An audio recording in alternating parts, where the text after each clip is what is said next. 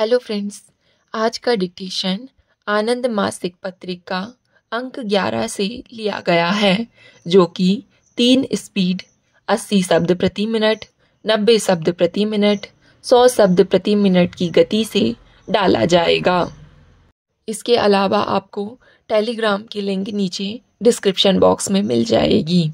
इसके अलावा आपको अनेक प्रकार की प्लेलिस्ट की लिंक भी नीचे डिस्क्रिप्शन बॉक्स में मिल जाएगी, जैसे कि रामधारी गुप्ता खंड 1, रामधारी गुप्ता खंड 2, newspaper dictations, 10 minute non stop dictations, free practice batch dictation, previous year में एग्ज़ाम में बोले गए डिक्टेशन, साथ ही कठिन शब्दों की आउटलाइन वाले शॉर्ट्स भी मिल जाएंगे। और अगर आपको हमारा यह प्रयास पसंद आता है तो वीडियो को लाइक ज़रूर करें, इससे हमारा मनोबल बढ़ता है। तो ज़्यादा समय ना लेते हुए डिक्टेशन स्टार्ट करते हैं 5 सेकंड के बाद।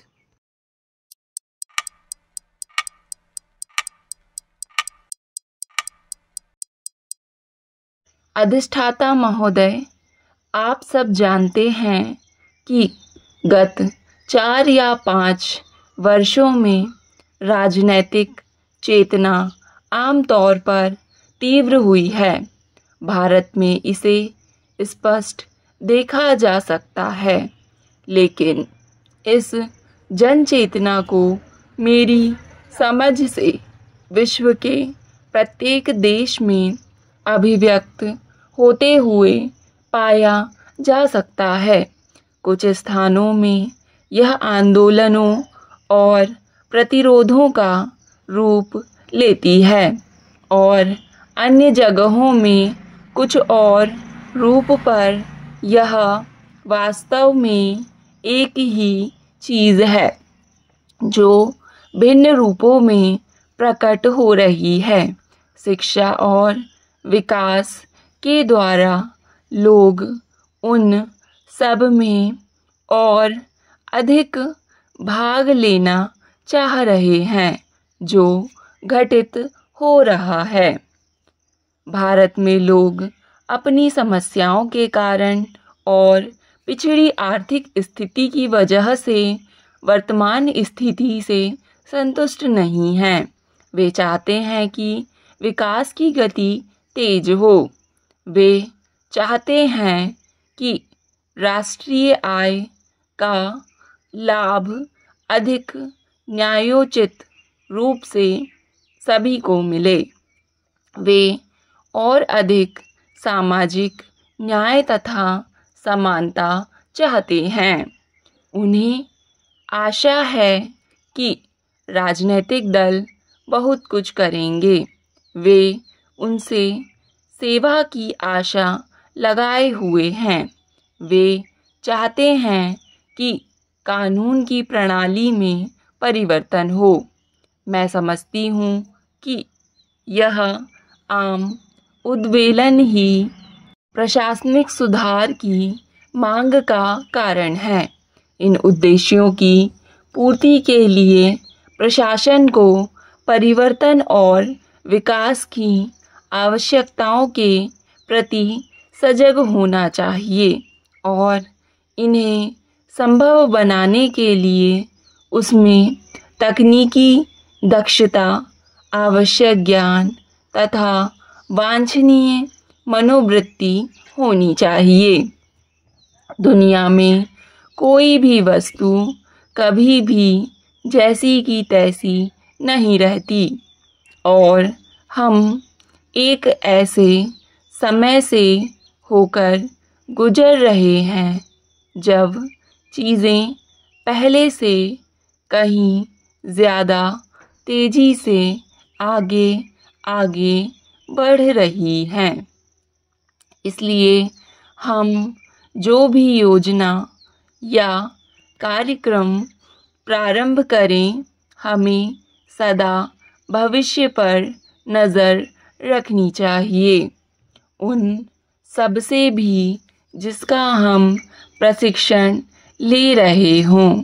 हमें आज की विशिष्ट परिस्थिति के बारे में नहीं सोचना चाहिए, बल्कि उसके साथ ही भविष्य की ओर भी देखना चाहिए, जिससे हम सोच सकें कि जैसे जैसे हम एक एक कदम आगे बढ़ें, वर्ष दर वर्ष किस प्रकार स्थिति में सुधार लाते चलें।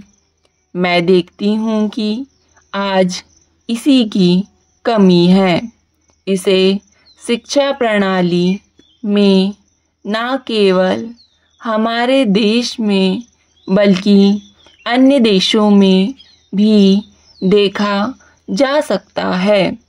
सर्वत्र लोगों को सामाजिक यथास्थिति के लिए तैयार किया जा रहा है। जो परिस्थितियां हैं उनके लिए शिक्षण दिया जा रहा है। अधिष्ठाता महोदय, यहाँ भारत में और शायद और जगहों में भी सरकार की गतिविधियों का योजनाबद्ध ढंग से विकास हुआ है और उसमें जटिलता आई है। सरकारी कर्मचारियों की भी संख्या बढ़ी है और जो लोग तथाकथित पार्किंसन नियम की दुहाई देते हैं, उनमें बहुतेरे लोगों का उद्देश्य धैर्य कुशलता लाना नहीं है, बल्कि सरकार द्वारा नई जिम्मेवारियों को लेने से आनाकानी करना है। जैसे जैसे जनता का आग्रह और उसकी आवश्यकताएं बढ़ती गई हैं, सरकारी कामकाज भी बढ़े हैं। हमारे देश ने सरकार और सरकारी स्टाफ के संबंध में नकारात्मक रवैये को स्वीकार न करके उचित ही किया है। अगर सरकार को जनता के लिए और ज़्यादा काम करने हैं तो उसके कर्मचारियों को सरकारी नीतियों और कार्यक्रमों को माध्यम के रूप में लागू करने हेतु पहले से अधिक सजीव और रचनात्मक योगदान देना होगा।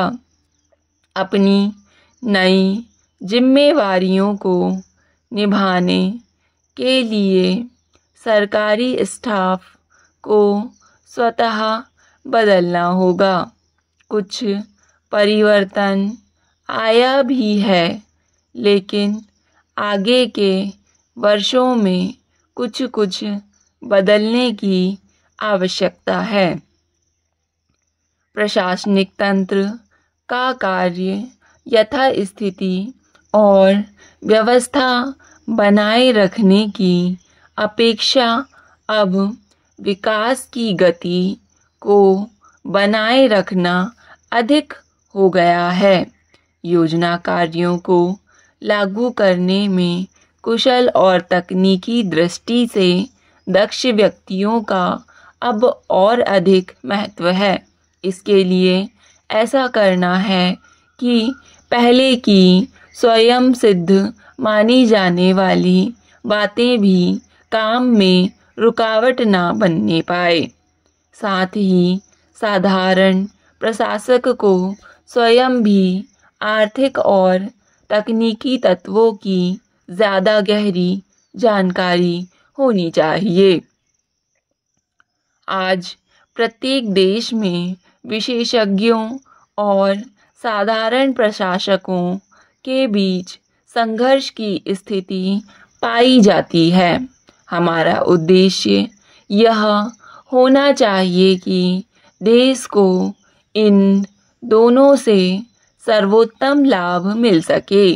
कभी कभी मुझे पता चलता है कि हमारे विशेषज्ञ पर्याप्त विशेषज्ञता से युक्त नहीं होते और वे आपसी लड़ाई झगड़ों तथा अपने को औरों से श्रेष्ठ समझने की मानवोचित दुर्बलता से भी ऊपर नहीं होते।